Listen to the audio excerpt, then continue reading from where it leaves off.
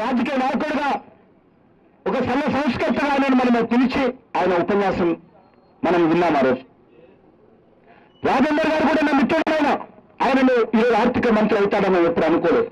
కానీ పిలిచి మాట్లాడారు, పిలిపించాము, గౌరవించాము. ఆ రోజు వాళ్ళు మాట్లాడారు.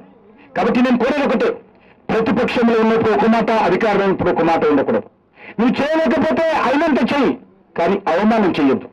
నేను కోరేది ఒకటే, మంత్రులు నేను ఒకటే కోరుతున్నా, మా ఉద్యమానికి అడ్డం పడకూడదు, మా జీవితాలకు అడ్డం పడకూడదు, మా వెలుగుకు మీరు అడ్డంగా చీకటిగా నిలబడకూడదు అని మాట్లాడు. పేదలకు అట్టడుగున ఉన్న ప్రజలకు విద్య అందినప్పుడే మీరు గ్లోబలైజేషన్ బాగా సమర్థవంతంగా ఎదుర్కోగలుగుతారని కూడా వారు చెప్పారు. ఖచ్చితంగా దాని మీద కాన్సన్ట్రేట్ చేయమని కూడా ఒక సూచన వారి నుంచి ఉంది.